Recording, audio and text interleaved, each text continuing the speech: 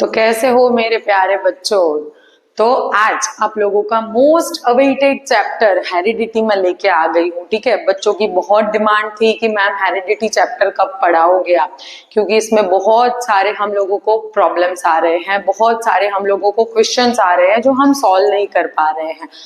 अब यहाँ पे हेरिडिटी जो है वो इतना भारी भरकम वर्ड कहना क्या चाहता है मैम, उसके पहले तो हम समझते हैं जेनेटिक्स क्या होता है। ठीक है, अब मैम हम तो बायोलॉजी पढ़ते हैं ना, तो बायोलॉजी में यहाँ पे जेनेटिक्स कहाँ से आ गया। ठीक है, तो बच्चों दोनों टर्म्स अलग अलग है, बायोलॉजी अपनी जगह, जेनेटिक्स अपनी जगह। ठीक है, अब बायोलॉजी हमें क्या बताता है, तो बायोलॉजी जो है वो लिविंग एनवायरनमेंट के बारे में बताता है, लिविंग ऑर्गेनिजम्स के बारे में बताता है, उनकी प्रोसेसेस के बारे में बताता है। अब जेनेटिक्स क्या बताता है, तो जेनेटिक्स बायोलॉजी को थोड़ा डीप में लेके जाता है। ठीक है बच्चों, अब जेनेटिक्स क्या है, तो जेनेटिक्स में हम लोग जीन्स के बारे में पढ़ेंगे, हेरिडिटी के बारे में पढ़ेंगे, डीएनए के बारे में पढ़ेंगे। चलो तो देखते हैं genetics. Genetics is the study of genes. ठीक है, किसकी स्टडी है यहाँ पे, जीन्स की, हेरिडिटी एंड वेरिएशन। पर किस में, तो ये सारी चीजें जो है वो किसके अंदर हमें देखनी है, लिविंग ऑर्गेनिज्म, क्योंकि बच्चों लिविंग ऑर्गेनिज्म में ही तो लिविंग कंपोनेंट्स होते हैं, जैसे कि डीएनए हो गया, जीन हो गया। ठीक है, अब यहाँ पे जेनेटिक्स जो है उसके फादर है हमारे मेंडल। कौन है, तो ये शख्स जो है वो है हमारे मेंडल। ठीक है, अब इन्होंने ही हमें सारे के सारे ये टर्म्स जो है वो बताए थे और थोड़ा डीप में हमें इसके बारे में नॉलेज दिया था। ठीक है, चलो अब आगे बढ़ते हैं, हमारे चैप्टर की शुरुआत करते हैं, हेरिडिटी। मैम यहाँ पे तो सिंचन आ गया है, हाँ तो उसके बारे में भी मैं बताती हूँ क्या है सिंचन का राज। तो हेरिडिटी सबसे पहले तो हम किसको बोलेंगे, तो heredity is the passing of characters. क्या पास कर रहा है वो, कैरेक्टर्स। अब मैम कैसे कैरेक्टर्स और कहां से कहां वो पास कर रहा है। ठीक है, तो कैरेक्टर्स जैसे कि मैं बताऊं कि आईज का कलर आप लोगों ने देखा होगा, किसी किसी की आईज जो है वो कैट आईज हम उसको बुलाते हैं। ठीक है, मतलब कि कैट की तरह आईज होती है, जैसे कि ग्रीन कलर हो गया, ब्लू कलर हो गया। ठीक है, देन बालों पे जाए तो किसी के बाल बहुत आप लोगों ने देखे होंगे कर्ली कर्ली टाइप होते हैं, है ना। तो ये सारे के सारे क्या है, कैरेक्टरिस्टिक। अब ये कैरेक्टरिस्टिक कहां से कहां जाते हैं, तो पेरेंट्स टू ऑफस्प्रिंग और one generation to next generation. ठीक है, उसको हम क्या बुलाते हैं, हेरिडिटी। तो सपोज मैं एग्जांपल दूं कि मेरे पापा की आईज जो है वो ब्राउनिश कलर की है, तो वो हेरिडिटी, वो कैरेक्टर जो है वो मेरे अंदर ट्रांसफर होने के चांसेस रहते हैं। किसकी वजह से, तो हेरिडिटी की वजह से।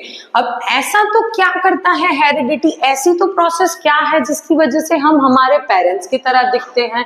ठीक है, चलो समझ लो कि यहाँ पे ये इन दोनों के बीच में प्यार हो गया। ठीक है, शादी हो गई, देन उनका एक बच्चा हुआ, तो बच्चा कौन होता है हमारा, सिंचैन। इसको तो तुम सब लोग अच्छे से जानते होंगे। ठीक है, ये कार्टून तो हम सब लोगों ने देखा हुआ है।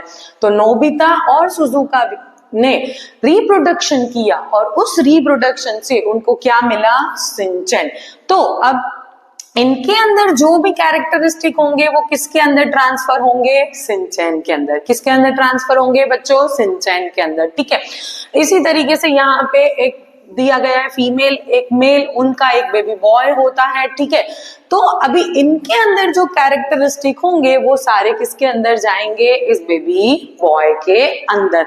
अब वो कैरेक्टरिस्टिक कैसे जाते हैं, क्या है प्रोसेस, वो सारा कुछ जो है हम इस चैप्टर में डीप में पढ़ेंगे। ठीक है बच्चों, चलो अब यहाँ पे आता है, तुम लोगों ने रिप्रोडक्शन वाले चैप्टर में पढ़ा था वेरिएशन टर्म।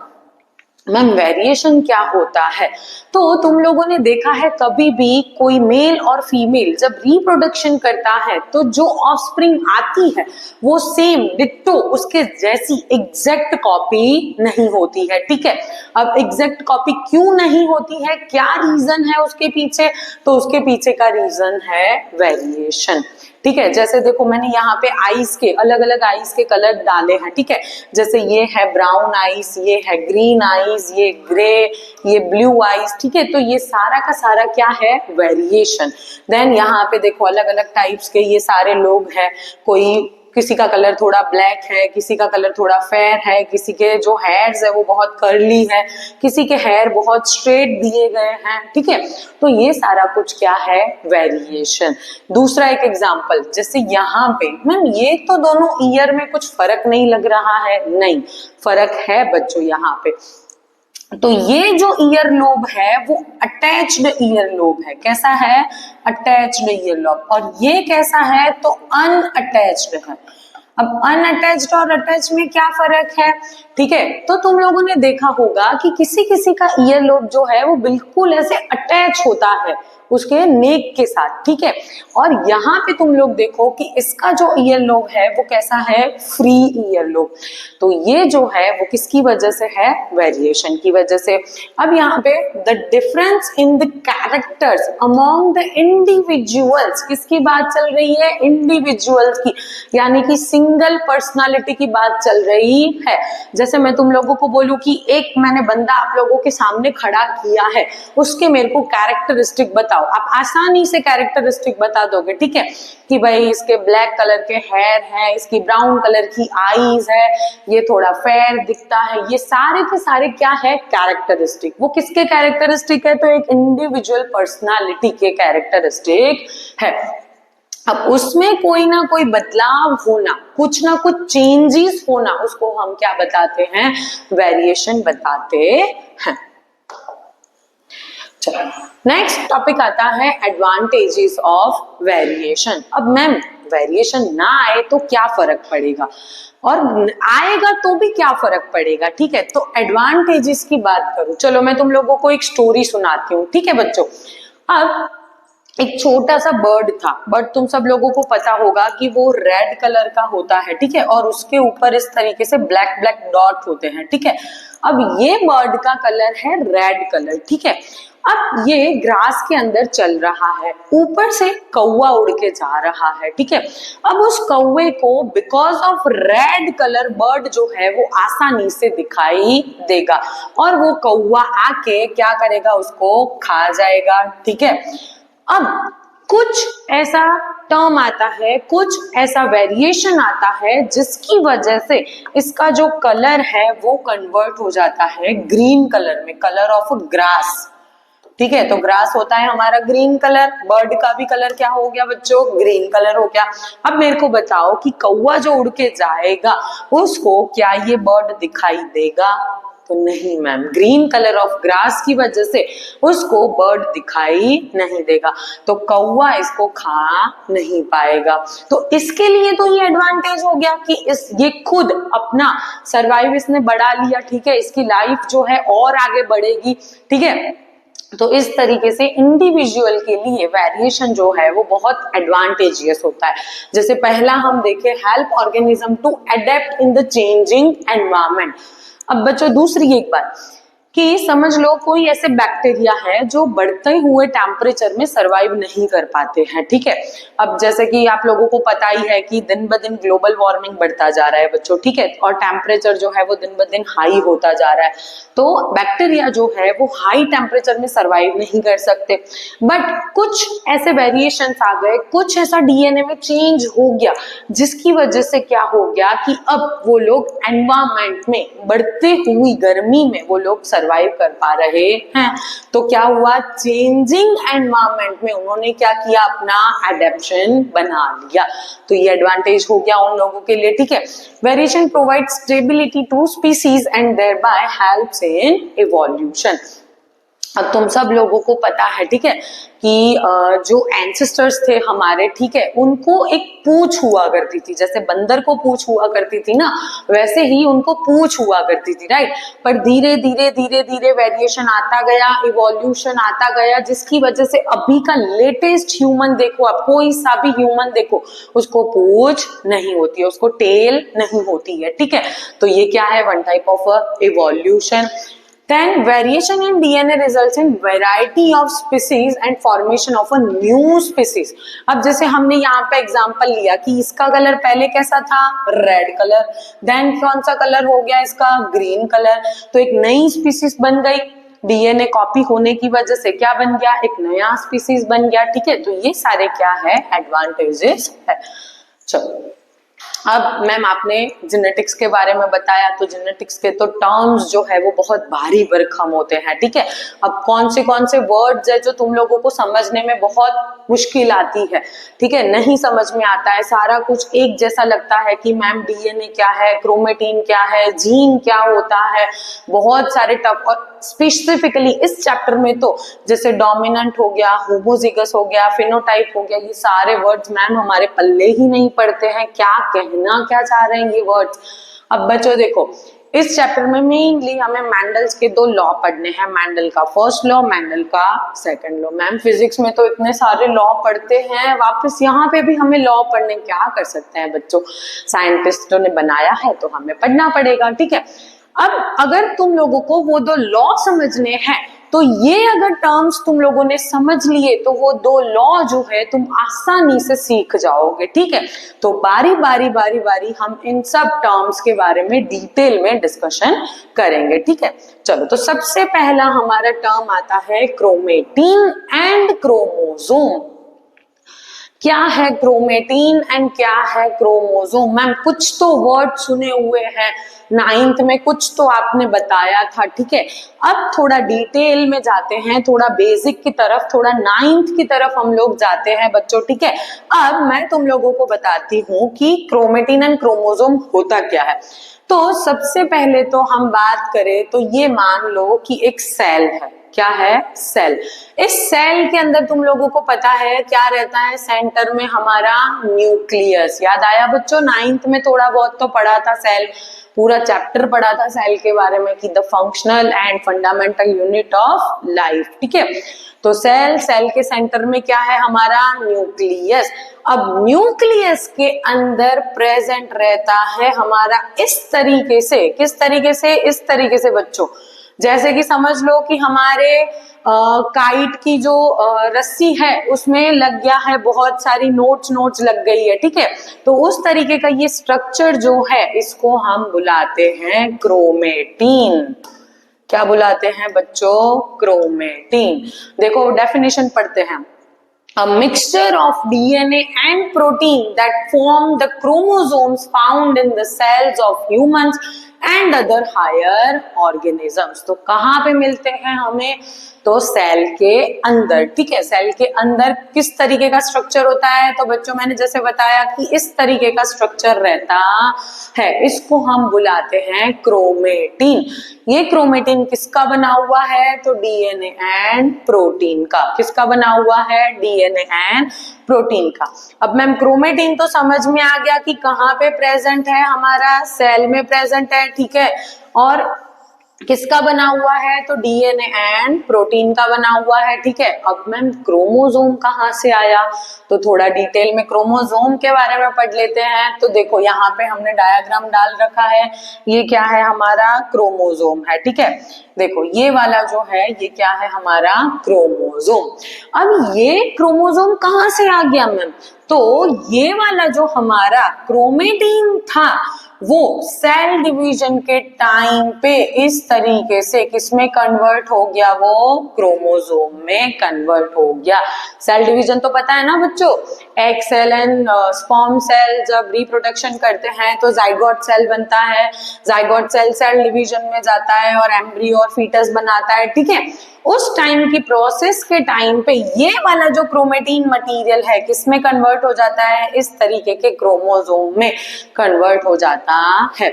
तो क्रोमोसोम अगर 1 मार्कर में आता है तो हम क्या लिखेंगे, a thread like structure present in the cell, ठीक है। तो उसको हम क्या बुलाएंगे, क्रोमोसोम। क्रोमेटिन एंड क्रोमोसोम बच्चों क्लियर हो गया।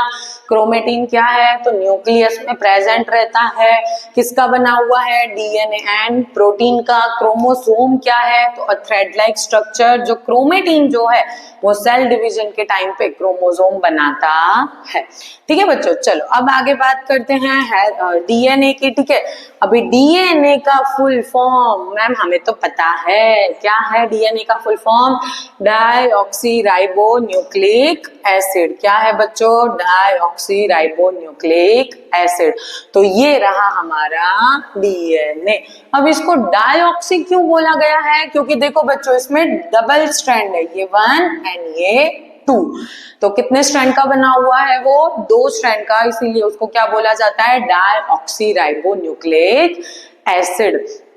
The hereditary material in living organism that contains the instruction for their growth, development and reproduction।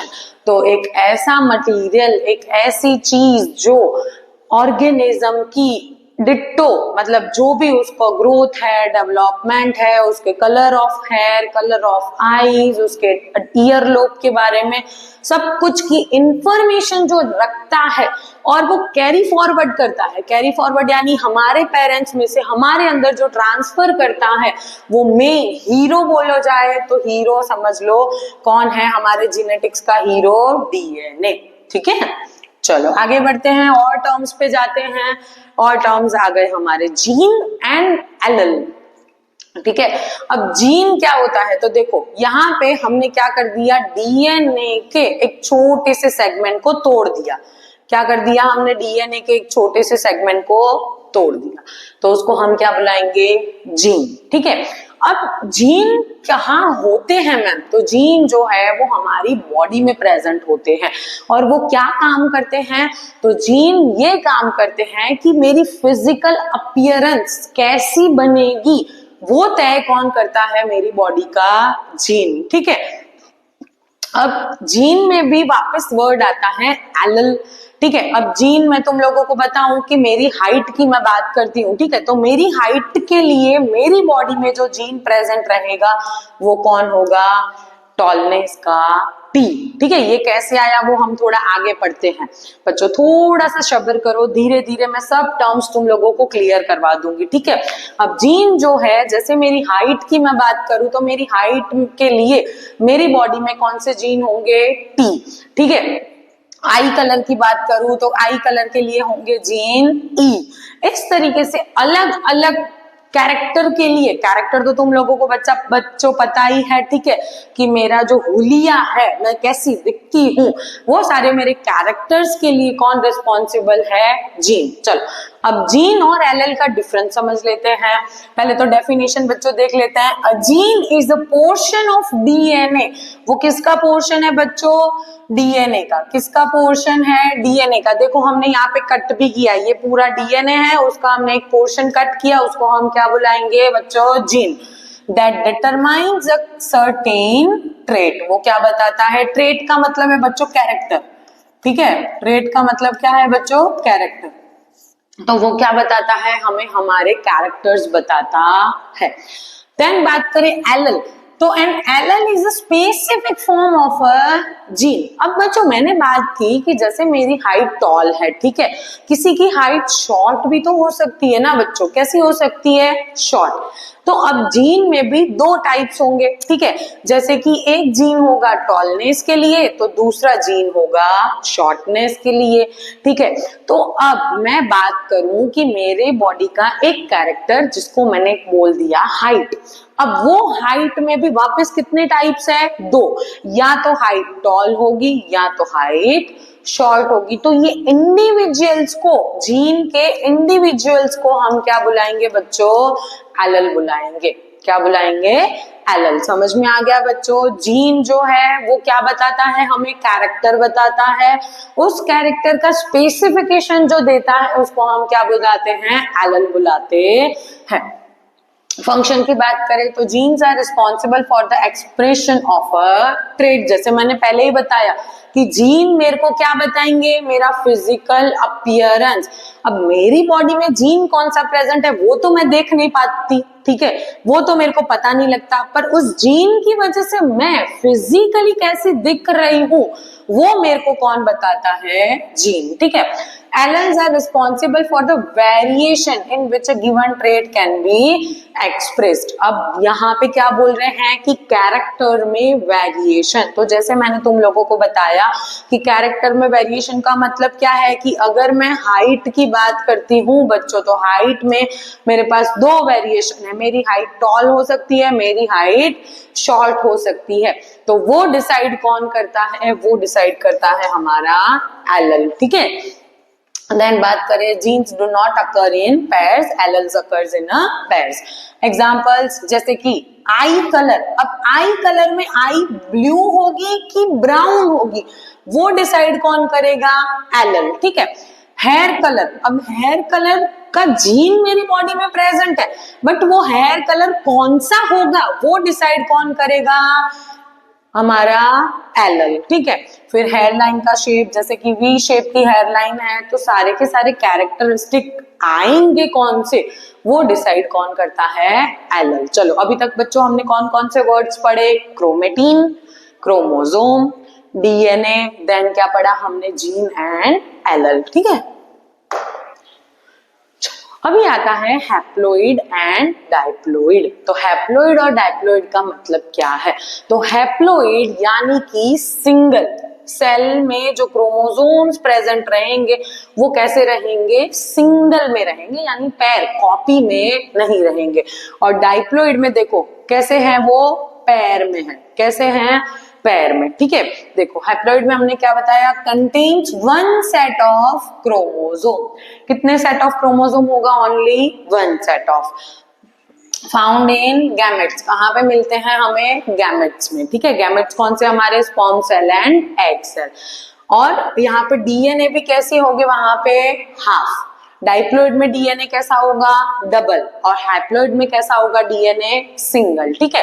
डाइप्लोइड की बात करें तो contains two set of chromosomes found in most body cells and support sexual reproduction cycle. और वो हमें किस में help करते हैं, तो रिप्रोडक्शन में हेल्प करते हैं। अच्छा, अभी हमारा मेन टर्म आता है मेंडल का। अगर हमें लॉ समझना है तो हमें ये दो टर्म जो है वो मेनली समझने पड़ेंगे कि डोमिनेंट एलल क्या है और रिसेसिव एलल बच्चों क्या है, ठीक है। अभी डोमिनेंट एलल की मैं अगर तुम लोगों को सिंपल वर्ड्स में डेफिनेशन दे दूं तो समझ लो कि डोमिनेंट जीन यानी कि हमारे घर का हेड यानी कि समझ लो कि किसी के घर पे अगर ग्रैंडफादर है तो ग्रैंडफादर यानी कि हमारे डोमिनेंट एलल। कैसे, तो तुम लोगों को पता है कि अगर घर का कोई बड़ा सा डिसीजन लेना है, ठीक है, मेन डिसीजन लेना है, तो वो कौन लेगा, हमारे घर के ग्रैंडफादर लेंगे, ठीक है। तो इसीलिए उसको हमने बुलाया है डोमिनेंट एलल। हाँ, बट अगर घर में ग्रैंडफादर अवेलेबल नहीं है बच्चों, ठीक है, तो फिर कौन डिसीजन लेगा, पापा लेंगे, ठीक है। हाँ, कहीं कहीं घरों में होता है कि मम्मी पापा को डिसीजन नहीं लेने देती है, ठीक है, पर सब जगह ऐसा नहीं होता है, ठीक है। तो आज की नारी सब पे भारी, उस टाइप का केस रहता है किसी किसी के घर पे, ठीक है। चलो बच्चों, तो वो तो बात की बात है। अब डोमिनेंट एलल यानी कि हमारे घर के कौन हो गए, ग्रैंडफादर, और रिसेसिव एलल यानी कि हमारे घर के फादर। अब हम दोनों में फर्क क्या है, तो जब तक घर में ग्रैंडफादर अवेलेबल है बच्चों तब तक ग्रैंडफादर अपनी ही चलाएंगे, हाँ या ना बच्चों, चलो सही से बताओ, ठीक है। बट घर में अगर ग्रैंडफादर नहीं है तो किसकी चलेगी, पापा की चलेगी, यानी कि फादर की चलेगी। तो फादर को हम कौन सा बुलाएंगे, रिसेसिव एलल, ठीक है। चलो यहाँ पे देख लेते हैं हम, dominant allele is the stronger one. क्या बोला गया है, stronger one from the 2 LL, दोनों LL में से सबसे स्ट्रॉन्गर वन कौन होगा, हमारा डोमिनेंट, ठीक है, denoted by capital letter, always हम उसको कैसे लिखेंगे, तो कैपिटल लेटर्स में, जैसे कि डबल कैपिटल T हो गया, डबल कैपिटल R हो गया, डबल कैपिटल Y हो गया, इस तरीके से हम उसको कैसे डिनोटेड करेंगे, कैपिटल लेटर से करेंगे। यहाँ पे देखें तो recessive LL is the weaker one, वो कैसा है, वीक है बेचारा अभी तक। अब इसको हम डिनोट कैसे करेंगे, तो इसको हम डिनोट करते हैं स्मॉल लेटर से, जैसे कि यहाँ पे मैंने डबल कैपिटल T लिखा है, तो उसी का ऑल्टरनेटिव मैं क्या लिखूंगी, डबल स्मॉल t, ठीक है, जैसे कि ये बताता है हमें हाइट कैसी है, टॉल, तो ये हमें बताता है हाइट कैसी है हमारी, शॉर्ट बच्चों, ठीक है। चलो देन यहाँ पे डबल R लिखा है, तो मैं यहाँ पे क्या लिखूंगी, स्मॉल r, यहाँ पे कैपिटल Y लिखा है, तो यहाँ पे स्मॉल y। अब नेक्स्ट आता है कि express itself in both homozygous and heterozygous, और ये express itself only homozygous. Homozygous heterozygous क्या है बच्चों, बस इसके बाद समझाती हूँ। एग्जाम्पल्स बात करें तो detach earlobe, brown eyes, right handedness. अब तुम लोगों ने देखा होगा बच्चों कि मोस्टली जितने भी पर्सन्स होते हैं वो राइट हैंडेड होते हैं। कौन से हैंडेड होते हैं, राइट हैंडेड। रेयर केस में हमने देखा होगा कि कोई लेफ्ट हैंडेड होगा, ठीक है। हमारे क्लासरूम की बात करें, समझ लो कि हमारे क्लासरूम में 30 बच्चे हैं, ठीक है। अब 30 बच्चों में से तुम लोगों ने नोटिस किया होगा कि 28 बच्चे जो है वो कौन से होंगे, राइट हैंडेड। मान लो कि 2 बच्चे जो है वो रेयर केस में कौन से होंगे, लेफ्ट हैंडेड। तो इन शॉर्ट में तुम लोगों को समझाऊं अपने वर्ड्स में, तो जो रेयर केस में हमें कैरेक्टर्स दिखाई देते हैं हमारे आसपास में, उसको हम कौन सा बताएंगे बच्चों, रिसेसिव बताएंगे, ठीक है। फिर कलर ऑफ आईज, देखो तुम लोग नोटिस किया होगा कि ऑलमोस्ट सबकी आईज का कलर कौन सा रहता है, ब्राउन रहता है, ठीक है। बट हम लोगों ने देखा होगा किसी किसी की ब्लू आईज दिखाई देती है, ठीक है। तो जो रेयरेस्ट हमें मिलता है कैरेक्टर, उसको हम कौन सा बताएंगे, रिसेसिव एलएल बताएंगे, ठीक है बच्चों। देखो यहाँ पे डोमिनेंट ट्रेट और रिसेसिव ट्रेट हमने बता दिया है, क्योंकि हमें मेंडल के कंट्रीब्यूशन में काम आएगा, ठीक है। जैसे कि स्टेम की लेंथ की मैं बात करूं, कोई भी प्लांट है उसका लेंथ की मैं बात करूं, तो वहां पे डोमिनेंट एलएल मेरा कौन सा रहेगा, तो टॉल। रिसेसिव कौन सा रहेगा, ड्वार्फ, ठीक है। फिर पोड के शेप की बात करें तो देखो यहाँ पे इनफ्लेटेड है और यहाँ पे कौन सा है, कॉन्स्ट्रिक्टेड है। फिर सीड के शेप की हम बात करें तो डोमिनेंट ऑलवेज मेरा कौन सा रहेगा, राउंड, ठीक है। रिसेसिव कौन सा रहेगा, रिंकल। अब तुम लोगों ने देखा होगा कि मटर जो हम पी खाते हैं, ठीक है, उसका शेप तुम लोगों ने अगर देखा हो सीड का, तो वो ऑलवेज कौन सा दिखता है हमें, राउंड ही दिखता है। रेयर केस में हमें कौन सा दिखता है, रिंकल दिखता है, ठीक है। फिर सीड के कलर की बात करें तो येलो एंड ग्रीन, ठीक है। फिर फ्लावर की पोजीशन बात करें तो एक्सियल एंड टर्मिनल। तो इस तरीके से बच्चों अभी इसमें क्या है, तुम लोगों को ये बोलोगे कि मैम हमें कैसे पता लगेगा कि ये डोमिनेंट है या रिसेसिव है, तो बच्चों जनरली एग्जाम में ना तुम लोगों को बता दिया जाता है कि ये वाला कैरेक्टर तुम लोगों को कौन सा लेना है, डोमिनेंट लेना है, ठीक है। चलो नेक्स्ट, अभी हमने 2 वर्ड्स पढ़े थे, होमोजाइगस एंड हेट्रोजाइगस, ठीक है।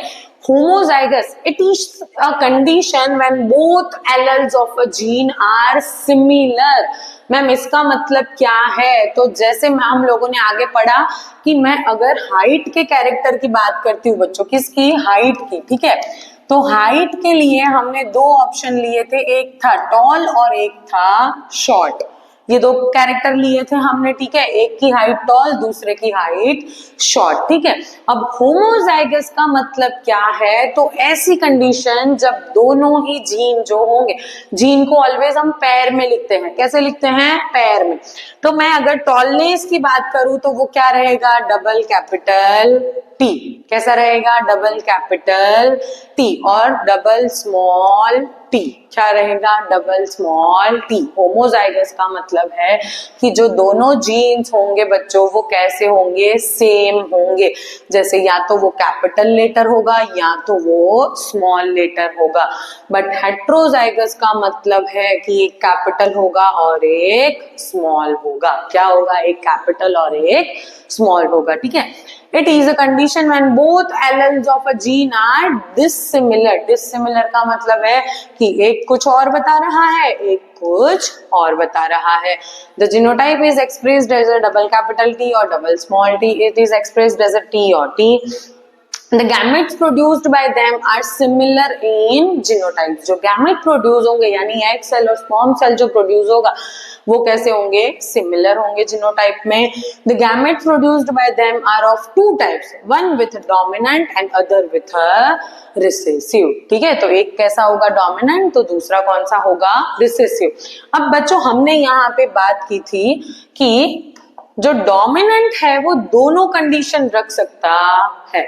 दोनों कंडीशन से क्या मतलब है कि यहाँ पे ये होमोजाइगस यानी इस तरीके का भी हो सकता है और हेट्रोजाइगस यानी इस तरीके का भी हो सकता है, ठीक है। तो यहाँ पे ये तीनों कंडीशन इसके लिए एप्लीकेबल है।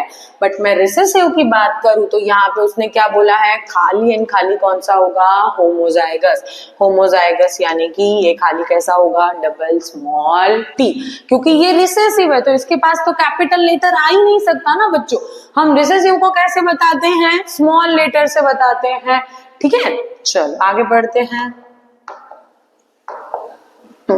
नेक्स्ट वर्ड आता है phenotype and genotype. Phenotype and genotype का सिंपल मतलब है जीनोटाइप्स यानी कि मेरी बॉडी के जीन्स। कौन? जीन्स। अरे मेरी बॉडी के कौन होंगे? जीन। अब उस जीन की वजह से मैं दिख कैसी रही हूं उसको मैं क्या बताऊंगी बच्चों? फिनोटाइप। जैसे मेरी बॉडी के अंदर समझ लो कि जीन प्रेजेंट है डबल कैपिटल टी, इसकी वजह से मेरी हाइट कैसी बनेगी बच्चों? टॉल, ठीक है। तो इसको मैं बुलाऊंगी मेरी बॉडी का जीनोटाइप और इसको मैं बुलाऊंगी मेरी बॉडी का फिनोटाइप। मैम दोनों में फर्क क्या है? तो बच्चों तुम लोग मेरी बॉडी में जो जीन प्रेजेंट है उसको विजिबल नहीं कर सकते यानी देख नहीं सकते, बट फिनोटाइप उसको हम क्या कर सकते हैं? देख सकते हैं कि मैं टॉल दिख रही हूं, ठीक है। तो वो किसकी वजह से हमें पता लगा? फिनोटाइप की वजह से। देखो the genetic information of all organism on the earth, तो उनके पास जो इंफॉर्मेशन है जीन्स के रिलेटेड उसको हम क्या बुलाएंगे? Genotype. The observable physical traits, क्या बोला है? ऑब्जर्वेबल। ऑब्जर्वेबल का मतलब जो हम ऑब्जर्व कर पाए, जो मैं देख पाऊं, ठीक है, उसको हम कौन सा बुलाएंगे बच्चों? फिनोटाइप, ठीक है। चलो यहाँ तक टर्म्स क्लियर हो गए हमें। नेक्स्ट आगे बढ़ते हैं। अब आता है acquired traits and inherited traits. चलो यहाँ पे हम लोग लेके आते हैं इसको, इसका नाम क्या रखते हैं बच्चों? चलो इसको पकोड़ा बुला देते हैं, मिस्टर पकोड़ा कुमार। क्या नाम रख देते हैं इसका हम? मिस्टर पकोड़ा कुमार। चलो बच्चों मैं तुम लोगों से एक सवाल पूछती हूँ, मेरे को इसके कैरेक्टर्स बताओ, ठीक है। ऑब्जर्वेबल कैरेक्टर्स जो तुम लोग देख सकते हो, ऐसे ऑब्जर्वेबल कैरेक्टर्स बताओ। तो तुम लोग क्या बोलोगे? सबसे पहले तो मैम इसका कलर कौन सा है? ब्राउन। हेयर कलर कौन सा है? ब्राउन है, ठीक है। अब इसकी आईज का कलर मेरे को बताओ, तो आईज का कलर कैसा है? ब्लू आईज है। ब्लू आईज तेरी हिप्नोटाइज कर दी है ना बच्चों। चलो तो इसकी ब्लू आईज हमें क्या करती है? हिप्नोटाइज करती है। चलो अभी दूसरा कुछ कैरेक्टर तुम्हें दिखाई दे रहा हो कि जैसे इसका कलर जो है वो कौन सा है? फेयर कलर है। दिखने में बंदा कैसा दिखता है? गोरा गोरा दिख रहा है, गोरे गोरे गाल तेरे, है ना बच्चों। चलो, तो ये कैसा दिख रहा है? फेयर दिख रहा है। चलो, उसके अलावा तुम लोगों को कौन से कैरेक्टर्स दिखाई दे रहे हैं बच्चों? तो मेरे को दिखाई दे रहा है कि इस पकोड़ा कुमार ने बहुत सारे टैटू बना के रखे हैं। क्या बना के रखे हैं? टैटू बना के रखे हैं। जैसे यहाँ पे टैटू, यहाँ पे टैटू, यहाँ पे टैटू, बहुत सारे उसने क्या बना के रखे हैं? टैटू बना के रखे हैं। अब मैंने जब पकोड़ा वाले से बात की ना, तो मेरे को पता लगा कि इसको क्रिकेट खेलने में भी बहुत ज्यादा इंटरेस्ट है। क्या खेलता है ये बंदा? क्रिकेट खेलता है। ठीक है, और मेरी जरा थोड़ी बहुत और बातचीत हुई, ठीक है, तो मेरे को जानने को मिला कि इसको स्विमिंग भी बहुत अच्छा आता है। क्या आता है बच्चों? इसको स्विमिंग भी बहुत अच्छा आता है। मतलब ये बंदा ना ऑल राउंडर है। जिससे भी इसकी शादी हो गई उसकी तो भाई बल्ले बल्ले हो जाएगी। चलो चलो आगे बढ़ते हैं। थोड़े और कैरेक्टरिस्टिक हम ऑब्जर्व करते हैं। तो यहाँ पे मेरे को उसका जो ईयर लोब है वो फ्री ईयर लोब दिखाई दे रहा है बच्चों। कौन सा दिखाई दे रहा है मेरे को? Free ear lobe. अब मैम आपने बताया था कि कैरेक्टर बताने हैं, हमने सारे के सारे कैरेक्टर्स आपको बता दिए। ठीक है, कैरेक्टर्स बता दिए। अब मैं बोलती हूँ कि ये कैरेक्टर सेम नहीं है, इसमें भी कुछ जुगाड़ है। मैम क्या जुगाड़ है? तो इसमें कुछ कैरेक्टर्स ऐसे हैं कि जो एक्वायर्ड है और कुछ कैरेक्टर्स ऐसे हैं कि जो इनहेरिटेड है। अब मैम वापस दो नए वर्ड्स आ गए। कौन से वर्ड आ गए? एक आ गया एक्वायर्ड और दूसरा बच्चों आ गया इनहेरिटेड। अब बच्चों एक्वायर्ड और इनहेरिटेड में क्या फर्क है? ठीक है, तो एक्वायर्ड और इनहेरिटेड में तुम लोगों को सिंपल वर्ड्स में समझाऊं, हम जेनेटिक्स के बारे में छोड़ देते हैं। इनहेरिटेड यानी समझ लो तुम लोगों को मिला है वो फ्री ऑफ कॉस्ट। कैसे मिला है बच्चों वो तुम लोगों को? Free of cost. और यहाँ पे हम लोगों को क्या करनी पड़ी है? मेहनत करनी पड़ी है, खून पसीना एक करना पड़ा है भाई, तब जाके हमें एक्वायर्ड वाले कैरेक्टर्स मिले हैं। तो अब दोनों में फर्क ये है बच्चों कि इनहेरिटेड कैरेक्टर्स यानी कि जो हमें मिले हैं फादर या तो मदर से। कहाँ से मिले हैं बच्चों? फादर या तो मदर से, यानी कि जेनेटिकली हमें मिले हैं। ठीक है, बट एक्वायर्ड ट्रेट्स क्या है? तो उसको हमने खुद ने गेन किया है। ठीक है, क्या किया है? गेन, यानी उसको पाने के लिए हमें बहुत ज्यादा मेहनत लगी है। जैसे इस पकोड़ा कुमार की बात करें तो ये जब इसने ये बनाए होंगे, ठीक है, तो उसको कितना दर्द सहन करना पड़ा होगा, राइट? उसने जब स्विमिंग सीखी होगी तो उसकी बॉडी को उसने कितना कष्ट दिया होगा, राइट बच्चों? तो कोई भी चीज ऐसे ही फ्री ऑफ कॉस्ट में नहीं मिलती है, उसके पीछे मेहनत करनी पड़ती है। बट जो इनहेरिटेड ट्रेट्स है बच्चों वो हमें कैसे मिलते हैं? फ्री फ्री फ्री, ले जाओ ले जाओ ले जाओ, मुफ्त मुफ्त मुफ्त। ठीक है, वो मुफ्त में हमें कौन देता है? तो हमारे पेरेंट्स देते हैं। ठीक है, चलो अब थोड़ा और इसके बारे में डिटेल में हम पढ़ लेते हैं।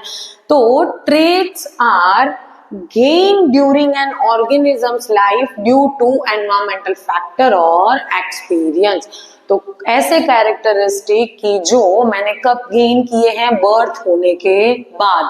मैंने एनवायरमेंट से गेन किए हैं, मैंने कुछ अपने एक्सपीरियंस से गेन किए हैं। ठीक है, उसको हम कौन सा बुलाएंगे? Acquired traits. इनहेरिटेड ट्रेट किसको बुलाएंगे? तो traits that are pass from a parents to offspring. कहाँ पे पास हो रहा है? पेरेंट्स टू ऑफस्प्रिंग, उसको हम कौन से बुलाएंगे? Inherited. Acquired traits can not be passed on to the next generation. अब जैसे मैं तुम लोगों को बोलूं कि ये पकोड़ा मल ने जो ये टैटू बैटू बनवाए हैं, स्विमिंग सीखी है, क्रिकेट सीखा है, क्या जब इसकी शादी होगी और इसका बच्चा आएगा तो वो अपने साथ लेके आएगा कि बॉडी पे यहाँ टैटू, यहाँ टैटू, यहाँ टैटू, यहाँ टैटू होंगे बच्चों? नहीं होंगे मैम, वो तो कैसे हो सकता है? अगर उसके बच्चे को भी टैटू चाहिए तो उसको स्ट्रगल करके, उसको थोड़ा पीन सहन करके बनवाने पड़ेंगे। ठीक है, बट शायद से उसकी ये जो ब्लू कलर ऑफ आईज है वो शायद से उसका बच्चा लेके आ सकता है। ठीक है बच्चों, तो एक्वायर्ड ट्रेट्स जो है वो नेक्स्ट जनरेशन में पास ऑन नहीं होंगे। इनहेरिटेड जो है वो नेक्स्ट जनरेशन में पास ऑन हो सकते हैं। May change throughout the organism's life and are not permanent. तो अभी सोचो कि इस पकोड़ा कुमार को अब टैटू नहीं चाहिए, ठीक है, तो वो क्या कर सकता है, उसको लेजर ट्रीटमेंट से रिमूव भी करा सकता है बच्चों, ठीक है, तो वो परमानेंट नहीं होते हैं। बट हाँ, अगर उसको ब्लू आईज मिल गई है तो अब वो क्या है, परमानेंट, उसको वो चेंज नहीं करा सकता। Relatively stable to maintain throughout an organism's life. A person learning a new language, मैंने जैसे कोई नई लैंग्वेज सीखी है, ठीक है। Body builder developing muscles, body builder gym विम जाके अपने मसल्स बना रहा है, ठीक है, 180 किलो का वेट उठा रहा है और बहुत कड़ी मेहनत कर रहा है बेचारा, तो उसको बॉडी मसल्स बन सकते हैं। अब क्या वो बॉडी मसल्स अपने जनरेशन को फ्री में दे देगा? नहीं दे देगा। वो क्या बोलेगा, तू भी मेहनत कर तब जाके तेरी बॉडी ऐसी बनेगी, ठीक है।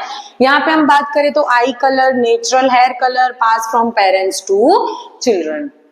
तो जैसे हमने बात की कि पकोड़ा कुमार की जो आई का कलर है ब्लू कलर, वो पास ऑन हो सकता है। उसके हेयर का जो ब्राउन कलर था वो भी क्या हो सकता है, पास ऑन हो सकता है। पर अगर नेचुरल है तो अगर इसने हाईलाइट करवा रखे हैं, जैसे मेरे को यहाँ पे लग रहा है कि उसने हाईलाइट करवा रखे हैं ना, सलून में जाते हैं बहुत सारा कुछ करते हैं, तो वैसे अगर किया है तो वो पास ऑन नहीं होगा बच्चों, ठीक है। चलो समझ में आ गया। नेक्स्ट आता है अब हमारा मेन कैरेक्टर, हमारे जेनेटिक्स के फादर। मैम हमारे फादर है, फिर जेनेटिक्स के भी फादर। हाँ बच्चों, तो जेनेटिक्स के भी फादर है, कौन है, मेंडल। अब उसने किस पे काम किया था, he worked on a pea plant and propose laws of inheritance. तो जैसे तुम लोगों ने laws of conservation of mass पढ़ा है, न्यूटन का लॉ पढ़ा है, ग्रेविटी का लॉ पढ़ा है ना, तो वैसे ही यहाँ पे हम कौन से लॉ पढ़ेंगे, इनहेरिटेंस का मतलब मैंने बताया, जैसे बच्चों की फैमिली से हमें जो मिला है उसको हम क्या बुलाते हैं, इनहेरिटेंस, ठीक है। ही चूज गार्डन पी प्लांट, तो गार्डन में जो पी प्लांट होता है उसको उसने चूज किया था। अब बात ये आती है, क्वेश्चन ये आता है कि उसने गार्डन का पी प्लांट ही चूज क्यों किया और कोई प्लांट क्यों नहीं चूज किया, तो उसके पीछे इतने सारे रीजन है, ठीक है। जैसे पहला कि शॉर्ट लाइफ साइकिल है, तो result of experiments were obtain in a less time, तो हमें रिजल्ट जो है वो बहुत ही कम टाइम पीरियड में मिल जाएगा। Many generation can be studied with in a short period of time, हम एक ही साथ बहुत सारी जनरेशन के बारे में स्टडी कर सकते हैं। Mendel could conduct experiment as his per desire, तो उसकी जैसे डिजायर थी, मतलब उसको, जैसे मैं एग्जांपल दूं कि पी प्लांट टॉल लेना है, पी प्लांट शॉर्ट लेना है, उसकी बहुत सारी डिजायर थी, क्योंकि उसके दिमाग में बहुत सारे क्वेश्चंस चल रहे थे बच्चों कि ये कैसे होगा, ये कैसे होगा, ये कैसे हो गया, पी प्लांट ऐसा कैसे हो गया, ठीक है। तो बहुत सारे उसके दिमाग में क्वेश्चंस थे, तो वो अपने डिजायर के अकॉर्डिंग क्या कर रहा था, एक्सपेरिमेंट कर रहा था। देन की large number of choice of experiment, अब वहां पे कितने एलेल्स थे, 7 पेयर्स ऑफ एलेल के कैरेक्टरिस्टिक थे, यानी कि तुम लोग समझो कि ह्यूज कैरेक्टरिस्टिक एक ही प्लांट में हमें मिल रहे हैं। एंड लास्ट में large number of offspring, good numbers of data for satisfied analysis, तो एनालिसिस के लिए हमें बहुत सारे प्लांट्स जो पी के हैं वो मिल सकते थे, इसीलिए मेंडल ने क्या चूज किया था, पी प्लांट चूज किया था। बच्चों एग्जाम में क्वेश्चन आता है कि why Mendel choose P plant, ठीक है, तो ये रहा उसका आंसर। चाहिए तो स्क्रीनशॉट ले लो बच्चों। चलो अब आते हैं हम मेंडल के फर्स्ट लॉ पे, यानी कि मोनोहाइब्रिड लॉ। मैम नया वर्ड आया, हाँ आपने ये सिखाया नहीं था बच्चों, इसमें तो कुछ भी नहीं है। मोनो हम किसको बुलाते हैं, सिंगल को, जैसे मोनोवेलेंट बोलते हैं हम, ठीक है बच्चों। मोनोवेलेंट में क्या होता है कि उसकी वैलेंसी कितनी है, एक, सिंगल। तो वैसे ही यहाँ पे क्या है, मोनोहाइब्रिड लॉ। मोनोहाइब्रिड लॉ में मैंडल ने क्या किया था, तो पी प्लांट का एक ही कैरेक्टर चूज किया था। कितना कैरेक्टर बच्चों, एक। वो कैरेक्टर उसने कौन सा लिया था, तो हाइट का कैरेक्टर लिया था बच्चों उसने। कौन सा, हाइट का। अब उसमें क्या लिया, आप लोगों को याद होगा कि हाइट में हमने 2 LL पढ़े थे बच्चों। कौन सा, तो एक था टॉल, एक था शॉर्ट। अब बच्चों मेरे को बताओ कि इसमें से डोमिनेंट कौन सा था, रिसेसिव कौन सा था, जल्दी जल्दी बताओ बच्चों, चलो जल्दी बताओ। तो हमारा ये वाला जो था वो कौन सा था, डोमिनेंट। ये वाला जो था वो कौन सा था, रिसेसिव। ठीक है, अब इनका जीनोटाइप क्या होगा बच्चों, चलो बताओ। तो टॉल को हम लिखेंगे डबल कैपिटल टी, शॉर्ट को हम लिखेंगे डबल स्मॉल टी। याद आया बच्चों, ऐसा सब कुछ मैंने आगे तुम लोगों को पढ़ाया है। तो अब यहाँ पे उसने क्या किया, तो एक प्लांट लिया टॉल बच्चों, एक प्लांट लिया शॉर्ट। अब उनके बीच में फर्टिलाइजेशन करवाया। ठीक है, फर्टिलाइजेशन से वो देखना चाहता था कि मेरे को F1 जनरेशन कैसी मिलती है। F1 जनरेशन यानी कि फर्स्ट जनरेशन, पेरेंट्स के रिप्रोडक्शन से जो जनरेशन आती है उसको हम क्या बुलाएंगे, F1 generation. Then F1 generation के रिप्रोडक्शन से जो जनरेशन आती है बच्चों उसको हम कौन सी बुलाएंगे, F2 जनरेशन। तो मैंडल ने सबसे पहले कौन सी जनरेशन फाइंड आउट की, F1। देख लेते हैं बच्चों कैसे किया उसने फाइंड आउट। ठीक है, चलो ऑब्जर्व कर लेते हैं हम।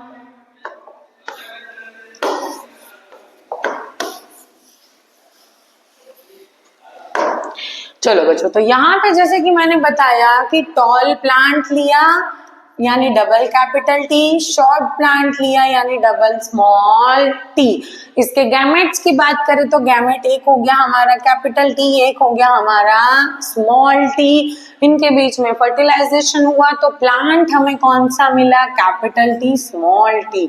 Ma'am capital T small T क्या था, याद करो बच्चों, याद करो बच्चों। होमोजाइगस हेटेरोजाइगस में मैंने बताया था कि 2 डिसिमिलर जीन्स होना, 2 डिसिमिलर एलेल्स होना। ठीक है, यानी कि ये कॉम्बिनेशन किसका है, डबल टी और स्मॉल टी का। किसका कॉम्बिनेशन है, डबल टी और स्मॉल टी का। यहाँ से एक आया, यहाँ से एक आया, क्या बनाया इसने, इस तरीके का एक एलेल बनाया। ठीक है, अब बच्चों याद करो, हमने बताया था कि जब तक हमारे घर पे ग्रैंडफादर है तब तक किसकी हुकूमत चलेगी बच्चों, ग्रैंडफादर की। तो ग्रैंडफादर हमारे कौन थे, डोमिनेंट कौन सा था हमारा, कैपिटल टी। तो हमारे प्लांट जो है ऑल आर कैसे बने हैं, हमारे प्लांट टॉल। F1 जनरेशन में जितने भी प्लांट उसको मिले वो सारे कैसे मिले उसको, टॉल। अब उसने क्या किया, तो इन दोनों के बीच में यानी कि ये जो हाइब्रिड वाला था कुछ अलग था, जो कुछ नया मिला था उसको एलएल। ठीक है, उन दोनों के बीच में उसने फर्टिलाइजेशन करवाया। ठीक है, तो यहाँ पे कितने गैमेट बनते हैं, देखो एक प्लांट के 2 गैमेट, ये कैपिटल टी और ये small T, as it is capital T और स्मॉल टी। चलो यहाँ पे मैं तुम लोगों को अच्छे से करवा के दिखाती हूँ। ठीक है, थोड़ा हम पढ़ लेते हैं। कौन से प्लांट थे बच्चों, capital T and small T. ठीक है, कौन से प्लांट थे, capital T and small T. यहाँ पे भी capital T and small T. Gametes में अलग करती हूँ तो capital T small T, capital T small T. ठीक है, यहाँ पे मैथ्स का प्रोबेबिलिटी हम पढ़ते हैं थोड़ा। चलो बच्चों, तो कैपिटल टी का फर्टिलाइजेशन कैपिटल टी से तो टी टी। ठीक है, कैपिटल टी का फर्टिलाइजेशन स्मॉल टी से तो capital T small T. Third small T, capital T पर लिखा ऑलवेज कैसे जाएगा, capital T and small T. Last में क्या बनता है हमारा, स्मॉल टी। तो यहाँ पे F2 में हमें कितने प्लांट्स मिलते हैं, 4 अलग अलग प्लांट्स मिलते हैं। 4 अलग अलग प्लांट्स। देखो बच्चों, पहला हमें कौन सा मिला, तो प्योर टॉल, इसको हम क्या बुलाएंगे, प्योर टॉल। इन दोनों को हम क्या बुला सकते हैं, हाइब्रिड बुला सकते हैं बच्चों, और इसको हम क्या बुलाएंगे, प्योर शॉर्ट। क्या बुलाएंगे बच्चों, प्योर शॉर्ट। ठीक है, अब मेरे को यहाँ पे पूछा जाता है जीनोटाइप और फिनोटाइप रेशियो। तो जीनोटाइप तुम लोगों को पता है बच्चों की जीन्स को हम जीनोटाइप बुलाते हैं और उसके ऑब्जर्वेशन को हम फिनोटाइप बुलाते हैं। तो मैं तुम लोगों को पूछूं कि मेरे को प्योर यानी डबल टी कितने मिले हैं, 1, फिर ये हाइब्रिड वाले कितने मिले हैं, 2, और स्मॉल टी कितना मिला है मेरे को, 1। तो मेरा रेशियो क्या बनता है, 1:2:1।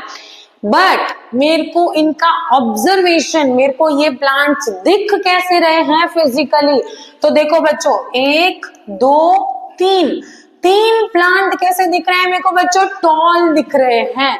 तो फिनोटाइप रेशियो मेरा क्या बनेगा, 3:1। एक प्लांट मेरे को कैसा दिख रहा है, शॉर्ट। तो रेशियो क्या बनता है हमारा, 3:1। तो बच्चों एग्जाम में क्वेश्चन आता है कि मेंडल के फर्स्ट लॉ यानी मोनोहाइब्रिड का जीनोटाइप रेशियो क्या था, फिनोटाइप रेशियो क्या था। बच्चों ऐसा होगा तो हम इस चैप्टर के रिलेटेड जो क्वेश्चन आंसर्स है जिसमें तुम लोगों को डाउट आते हैं उसका भी हम एक वीडियो बना देंगे। ठीक है बच्चों, अभी तुम लोग पूरा थियोरेटिकल पोर्शन जो है, टर्म्स जो है वो समझ लो। चलो मोनोहाइब्रिड लॉ हो गया हमारा। अब आता है हमारा dihybrid law. Dihybrid का मतलब क्या है, तो यहाँ पे मेंडल ने कितने कैरेक्टरिस्टिक लिए थे बच्चों, 2 कैरेक्टरिस्टिक लिए थे। It is a cross in which inheritance of 2 characteristic. कितने कैरेक्टरिस्टिक है बच्चों, 2। कौन से 2 कैरेक्टरिस्टिक, तो एक उसने लिया था शेप ऑफ सीड, ठीक है, दूसरा उसने लिया था कलर ऑफ सीड। अब बच्चों तुम लोगों को पता है कि एक कैरेक्टर्स के कितने एलल्स होते हैं, 2। ठीक है, तो शेप अगर बात करूं तो उसने लिया था एक राउंड शेप और दूसरा उसने लिया था कौन सा, रिंकल्ड शेप। ठीक है, कलर की बात करें तो एक कलर उसने लिया था येलो, दूसरा कलर उसने कौन सा लिया था बच्चों, ग्रीन कलर लिया था। तो यहाँ पे कैरेक्टरिस्टिक कितने लिए उसने, 2, बट उसके ट्रेट्स अलग अलग बात करें एलल्स तो वो कितने हो गए हमारे पास, 4। ठीक है, Mendel in his dihybrid clause studied the inheritance of 2 characters। अब पहले हमने एक कैरेक्टर को तो देख लिया कि F1 में कैसे ट्रांसफर हो रहा है, F2 में कैसे ट्रांसफर हो रहा है। यहाँ पे हम 2 कैरेक्टरिस्टिक को देखेंगे कि कैसे ट्रांसफर होते हैं। चलो अब यहाँ पे हम लोग खुद से करते हैं। ठीक है, मेंडल का फर्स्ट लॉ हम लोगों ने जैसे परफॉर्म किया वैसे ही सेकंड परफॉर्म करेंगे। तो पहला प्लांट था उसका जिसमें क्या था बच्चों, तो राउंड था। ठीक है, शेप क्या था उसके, राउंड था। ठीक है, और कलर जो था वो कौन सा लिया था उसने, येलो कलर लिया था। कौन सा कलर लिया था बच्चों, येलो कलर। दूसरा प्लांट जो था उसके सीड का शेप था रिंकल्ड और कलर लिया था उसने ग्रीन। कौन सा कलर लिया था बच्चों, ग्रीन कलर। ठीक है, तो राउंड को हमने डोमिनेंट लगाया है, येलो को हमने डोमिनेंट लगाया है, इसीलिए वो कौन सा है, कैपिटल लेटर्स में। रिंकल्ड और ग्रीन को हमने कैसे लिया है, रिसेसिव, तो वो कौन से लेटर में है बच्चों, स्मॉल लेटर में। ठीक है, चलो अब इनके गैमेट्स की बात करते हैं। तो गैमेट्स हमारे बनते हैं capital R, capital Y, capital R, capital Y. बच्चों यहाँ पे 2 क्यों आ रहे हैं गैमेट्स, क्योंकि यहाँ पे कौन सा लॉ है हमारा, dihybrid. Same as it is small R small Y, small R small Y. ठीक है बच्चों, अब इनका फर्टिलाइजेशन करवाते हैं हम लोग। ठीक है, तो यहाँ पे इस तरीके से प्लांट क्या बनेगा हमारा, capital R capital Y small Y. ये मिली हमें फर्स्ट। ठीक है, देन बात करें तो दूसरा प्लांट हमें कैसा मिलेगा, तो same as it is capital R capital Y small Y. ठीक है बच्चों, नेक्स्ट बात करें तो यहाँ पे सेम एज इट इज क्या मिलेगा हमें, capital R capital Y small Y, और लास्ट में इसी का फर्टिलाइजेशन सेकंड वाले से तो बनता है capital R capital Y small Y. अब बच्चों हमने बात की थी कि जब तक डोमिनेंट जीन प्रेजेंट है रिसेसिव आगे नहीं आएगा।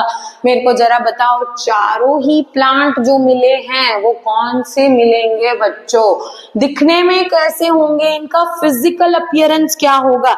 मैंने तुम लोगों को इसका जीनोटाइप बता दिया, अब मेरे को इसका फिनोटाइप बताओ, फिनोटाइप क्या रहेगा बच्चों इसका, यस तो ये प्लांट दिखने में हमें कैसे दिखेंगे, round seed and colour yellow, कौन सा कलर दिखेगा हमें, येलो। तो F1 जनरेशन ये कौन सी मिली हमें, F1 जनरेशन के जो चारों प्लांट मिले हैं हमें बच्चों वो कैसे होंगे, राउंड एंड येलो, ठीक है। अब आगे मैं बात करती हूँ, हमें कौन सी जनरेशन फाइंड आउट करनी है, F2 जनरेशन, तो हम F1 के बीच में फर्टिलाइजेशन करवाएंगे। चलो वापस F1 के दो प्लांट्स चूज करते हैं हम लोग, तो ये हो गए हमारे F1 के दो प्लांट्स, ठीक है। इनके गैमेट्स की बात करें, चलो बच्चों मैं तुम लोगों को एक एग्जांपल देती हूँ कि समझ लो कि मदर है, ठीक है, उसका कलर जो है वो है फेयर बट हाइट जो है वो कैसी है, शॉर्ट। फादर जो है उसका कलर थोड़ा डल है बट हाइट जो है उसमें अच्छे खासे अमिताभ बच्चन जैसे दिखता है, टॉल, ठीक है। चलो अब यहाँ पे ऑफस्प्रिंग जो आएगी बच्चों वो कैसी होगी, तो यहाँ पे पॉसिबिलिटीज कितनी है, तो 4 पॉसिबिलिटीज। कैसे, तो पहली अगर मैं बात करूं तो वो होगी फेयर और शॉर्ट, दूसरी मैं बात करूं तो वो होगा अपने पापा के जैसा यानी डल बट टॉल, तीसरी मैं बात करूं तो क्रॉस हो जाएगा बच्चों कि डल होगा बट हाइट कैसी होगी, शॉर्ट, और चौथा मैं बात करूं तो फेयर होगा बट हाइट कैसी होगी, टॉल, क्योंकि मदर और फादर दोनों के जेनेटिक्स आते हैं ना बच्चों, तो कुछ भी चांसेस है। तो वैसे ही यहाँ पे भी हमारे पास 4 कैरेक्टरिस्टिक है बच्चे, कितने, 4। तो यहाँ पे भी ये पॉसिबिलिटी है कि राउंड शीड के साथ येलो कलर, दूसरा राउंड शीड है बच्चों बट कलर उसका हो जाएगा ग्रीन, कौन सा हो जाएगा, ग्रीन। थर्ड अगर हम बात करें तो रिंकल्ड के साथ भी येलो आ सकता है बच्चों, और उसी तरीके से रिंकल्ड के साथ भी ग्रीन आ सकता है। अब ये जो गैमेट बने हैं वो मेरे एक प्लांट के बने हैं, इसी तरीके से इसके भी 4 गैमेट बनेंगे, तो 4 गैमेट फादर के, 4 गैमेट मदर के, ठीक है। अब इनके बीच में होगा फर्टिलाइजेशन, चलो कैसे होगा मैम, ये तो पूरा बक्सा खाली पड़ा है, इसको हम पढ़ते हैं और हम समझते हैं बच्चों, ठीक है। चलो तो कौन कौन से गैमेट थे बच्चों, याद करो। पहला था कैपिटल आर के साथ कैपिटल वाई, दूसरा था कैपिटल आर के साथ स्मॉल वाई, तीसरा था small R but capital Y, चौथा था स्मॉल आर स्मॉल वाई। ये एक पेरेंट के, वैसे ही दूसरे पेरेंट के भी होंगे। चलो capital R capital Y, capital R small Y, small R capital Y, small R small Y. Ma'am ये तो सॉन्ग हो गया नहीं। चलो आगे बढ़ते हैं। अब बच्चों यहाँ पे कैसे होगा, तो इसका जो फर्टिलाइजेशन है वो 1 2 3 4 के साथ होगा। कैसे होगा, चलो फर्स्ट हम देखते हैं। तो फर्स्ट हमारा बनेगा क्या बच्चों, तो सबसे पहले बनता है हमारा capital R capital R capital Y capital Y. देखो यहाँ पे capital R capital R capital Y capital Y. Next capital R capital R capital R capital R capital Y, but Y कौन सा है यहाँ पे, स्मॉल, ठीक है बच्चों। थर्ड बात करते हैं इसका फर्टिलाइजेशन इसके साथ, तो पहले कैपिटल आर है बट बाद में कौन सा है, small R, capital Y capital Y. चलो नेक्स्ट बात करते हैं capital R capital Y small R capital Y small Y. ठीक है बच्चों, चलो उसी तरीके से हम बाकी के 3 कॉलम भी भरते हैं। पहले में जाते हैं capital R capital Y small Y. देखो capital R capital Y small Y. Second क्या है, capital R then small Y. चलो साथीदार मिल गया है ना स्मॉल वाई को अपना। चलो आगे बढ़ते हैं तो आता है कैपिटल आर बट आर कौन सा है, स्मॉल। यहाँ पे स्मॉल वाई है, यहाँ पे कैपिटल वाई है। लास्ट बात करें तो कैपिटल आर स्मॉल वाई। ठीक है बच्चों, अच्छा आगे बढ़ते हैं कैपिटल आर स्मॉल आर। यहाँ पे कैपिटल है तो capital next capital R small R capital Y small Y next small R capital Y. ये कुछ नया आया है ना बच्चों, प्रोडक्ट नया बना है। चलो देखो आगे देखते हैं small R capital Y small Y. ये भी कुछ नया प्रोडक्ट बनता है बच्चों। ठीक है, चलो यहाँ पे आगे बढ़ते हैं capital R capital Y small Y capital R small Y दोनों स्मॉल है, स्मॉल आर कैपिटल वाई और स्मॉल वाई। चलो लास्ट में बनता है हमारा small R small Y. Hi ma'am finally खत्म हुआ है ना, नहीं खत्म हुआ है बच्चों, अभी तो इसका जीनोटाइप लिखा है। इसका क्या लिखेंगे अब हम, फिनोटाइप लिखेंगे। चलो फिनोटाइप में सबसे पहले बात करते हैं कि राउंड एंड येलो। ठीक है, राउंड एंड येलो कितने मिले हैं मेरे को। चलो जहां जहां राउंड और येलो का डोमिनेंट दिखेगा वो प्लांट मेरा कौन सा होगा, राउंड एंड येलो। तो ये है सबसे पहला प्लांट हमारा राउंड विथ येलो। चलो next round with yellow, next round with yellow, next round with yellow, round with yellow, round but कौन सा है, ग्रीन। ठीक है, चलो यहाँ पे राउंड विथ येलो, वापस राउंड विथ ग्रीन। ठीक है, चलो राउंड येलो, यहाँ पे चेंज हो गया बच्चों, ये आ गया हमारा रिंकल्ड और येलो। ठीक है, यहाँ पे भी रिंकल्ड और येलो, यहाँ पे हमारा राउंड एंड येलो, यहाँ आ गया हमारा राउंड एंड ग्रीन, यहाँ पे आ गया रिंकल्ड एंड येलो और लास्ट में जाता है हमारा रिंकल्ड एंड ग्रीन। ठीक है बच्चों, चलो अब हम काउंटिंग करते हैं। कितने जीन थे हमारे पास, 4 अलग अलग, कौन से कितने मिले हमें काउंट करना है। ठीक है बच्चों, चलो मेरे साथ काउंट करो। तो सबसे पहले राउंड येलो की बात करते हैं, कितने हैं देखो, 1 2 3 4 5 6 7 8 एंड 9। तो राउंड येलो हमें कितने मिले हैं, 9। ठीक है, चलो अब काउंट करते हैं हम राउंड एंड ग्रीन, 1 2 3। चलो 3 हो गए।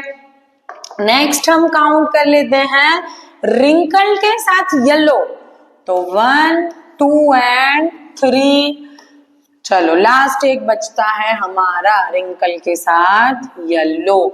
तो इसका फिनोटाइप रेशियो जो है बच्चों वो क्या बनता है, हमारा फिनोटाइप रेशियो बनता है 9:3:3:1। इसका जीनोटाइप रेशियो जो है वो नहीं पूछा जाता है बच्चों, यहाँ पे खाली फिनोटाइप ही पूछा जाता है। फिनोटाइप याद रखना क्या है, 9:3:3:1।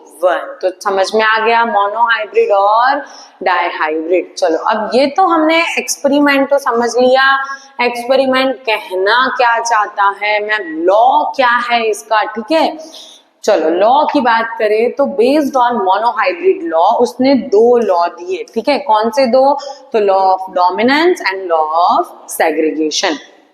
डोमिनेंस की बात करें, when an inherited pair of 2 alleles heterozygous, heterozygous का मतलब क्या था बच्चों, याद करो, the allele that is expressed is called dominant while the other is called the heterozygous। हमने देखा था बच्चों कि अगर कैपिटल टी है, ठीक है, और अगर स्मॉल टी है तो ये बनता है हमारा प्योर टॉल और ये बनता है हमारा प्योर शॉर्ट, ठीक है बच्चों।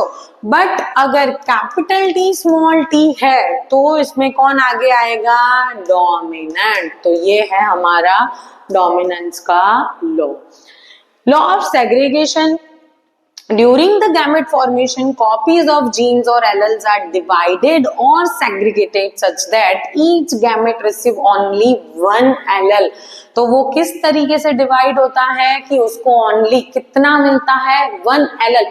बच्चों याद करो, हमने देखा था कि हमें 3 टॉल प्लांट मिले थे और एक प्लांट हमें कैसा मिला था? शॉर्ट, ठीक है। तो तुम लोग देखो कि कोई भी प्लांट में हमने जब ऑब्जर्वेशन किया, चाहे वो F1 जनरेशन हो चाहे वो F2 जनरेशन हो, उसको एलएल कितना मिला था? 1।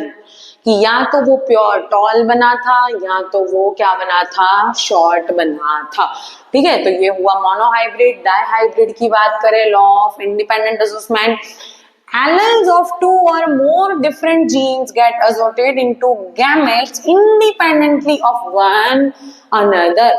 क्या बोलना चाह रहा है? इंडिपेंडेंटली का मतलब क्या बोलना चाह रहा है? चलो देखते हैं बच्चों। यहाँ पे हम लोग, अब बच्चों याद करो, हमें एक प्लांट ऐसा मिला था जिसमें था capital R small r capital Y small y, ठीक है। अब यहाँ पे हमने इसके कितने बनाए थे गैमेट्स? तो एक ये बनाया था, एक हमने ये बनाया था, एक हमने ये बनाया था और एक हमने ये बनाया था। यानी तुम लोग देखो कि कोई भी पीछे नहीं पड़ रहा है कि मैं भी आगे आऊंगा, मैं भी आगे आऊंगा, मैं भी आगे आऊंगा।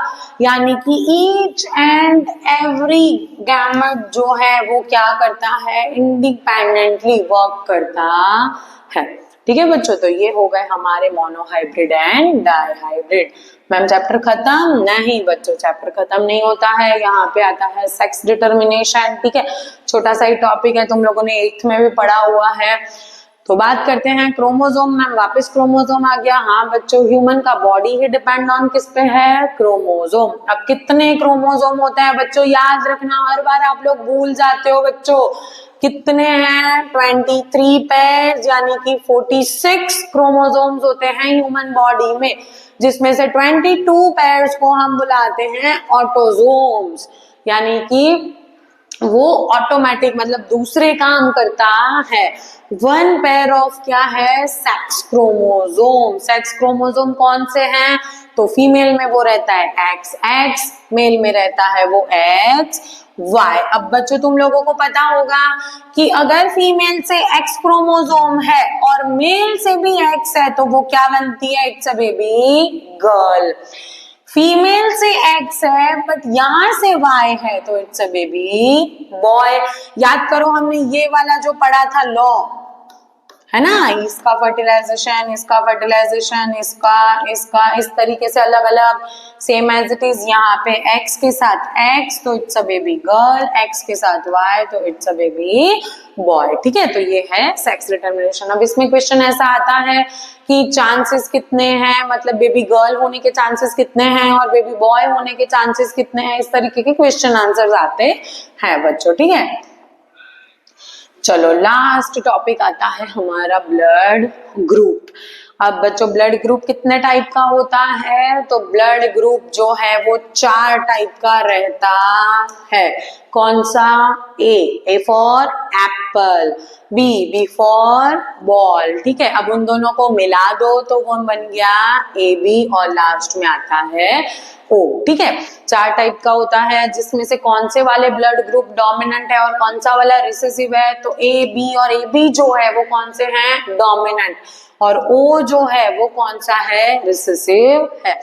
अब बच्चों जैसे हमारी बॉडी में बाकी सारे कैरेक्टर्स के लिए जीन प्रेजेंट रहते हैं, वैसे ही ब्लड ग्रुप के लिए जीन प्रेजेंट रहता है I। कौन सा जीन रहता है? आई, ठीक है। अब ये डिसाइड करता है कि कौन सा ब्लड ग्रुप बनेगा। ब्लड ग्रुप जो है वो इनहेरिटेंस में आता है, यानी कि फैमिली से मिलता है, ठीक है। कौन कौन से जीन होते हैं हम लोग देख लेते हैं, ठीक है। कैसे होगा कि ए है तो कौन सा है, बी है तो कौन सा। अगर मान लो ब्लड ग्रुप ए है, कौन सा है बच्चों, ब्लड ग्रुप ए, तो उसकी बॉडी में जीन कौन से होंगे, तो आई ए और आई ए और आई ओ। तुम लोगों को पता है कि जीन को ऑलवेज हम पैर में लिखते हैं, ठीक है। तो या तो वो पूरा का पूरा डोमिनेंट होगा या तो वो डोमिनेंट रिसेसिव होगा, यानी कि capital T but capital T small T, ठीक है बच्चों। चलो उसी तरीके से अगर मैं बात करूं बच्चों कि ब्लड ग्रुप मेरा कौन सा है, बी ब्लड ग्रुप है, तो बी ब्लड ग्रुप में कौन सा जाएगा,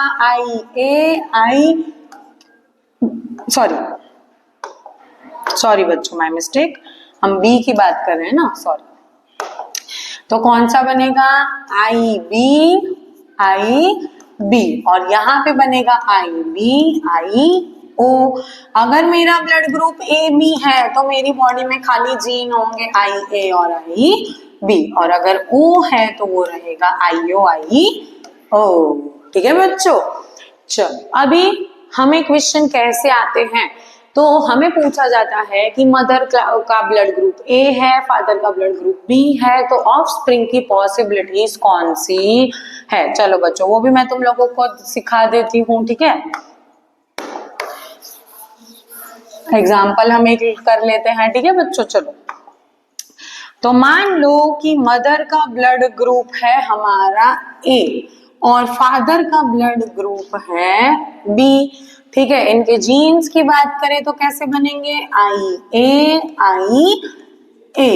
और यहाँ पे बनेगा आई ओ और यहाँ पे बनेगा आई ओ। चलो यहाँ पे ए का फर्टिलाइजेशन बी के साथ तो क्या बन गया, आई बी। ए का फर्टिलाइजेशन बनता है हमारा ओ के साथ, तो ये बनता है आई ओ। नेक्स्ट आई ओ का फर्टिलाइजेशन आई बी के साथ, तो ये बनता है आई ओ और लास्ट में हमारा आइयो रामा, है ना। चल तो यहाँ पे अकॉर्डिंग टू जीन हम डिसाइड कर सकते हैं कि कौन सा ब्लड ग्रुप ऑफस्प्रिंग में जा सकता है। तो कौन सा जाएगा, ये बनेगा मेरा ए एंड बी, ये बनेगा मेरा ए, ये बनेगा मेरा बी और ये बनेगा मेरा ओ। तो अगर फादर का ब्लड ग्रुप ए, मदर का ब्लड ग्रुप बी या कोई सा भी है तो चांसेस कौन कौन से हैं, तो इन चार में से कोई सा भी ब्लड ग्रुप आने के चांसेस है, ठीक है बच्चों।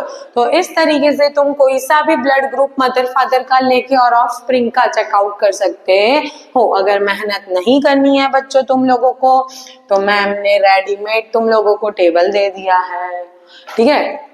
बट हमने चैप्टर में बात की थी कि मेहनत से ही सब कुछ हमें मिलता है, ठीक है। हर बार इनहेरिटेंस में हमें सब कुछ नहीं मिलता है, कुछ चीजें हमें एक्वायर्ड करनी पड़ती है, जैसे वो पकोड़ा मलने की थी, है ना। चलो बच्चों तो यहाँ पे समझ लो कि ये फादर का ब्लड ग्रुप है और ये मदर का ब्लड ग्रुप है। अब ये सारे जो 16 हमने ब्लॉक्स बनाए हैं वो किसके हैं, चाइल्ड का ब्लड टाइप, ठीक है। तो चिल्ड्रन में ये सारी पॉसिबिलिटीज रहती है। समझ लो कि अगर यहाँ पे ब्लड ग्रुप बी है और यहाँ पे ब्लड ग्रुप ए बी है, तो बी और ए बी का मिक्सचर बनेगा ये वाला, ठीक है। तो इनमें से कोई सा भी ब्लड ग्रुप ऑफस्प्रिंग में जा सकता है बच्चों, ठीक है। चलो तो यहाँ पे हम चैप्टर खत्म करते हैं। मोस्टली जितना भी था चैप्टर में हमने कवर अप कर लिया है। फिर भी डाउट हो तो कमेंट सेक्शन में पूछ सकते हो, ठीक है। चलो अब मिलते हैं हम हेरिडिटी के क्वेश्चन आंसर्स के साथ। Bye bye.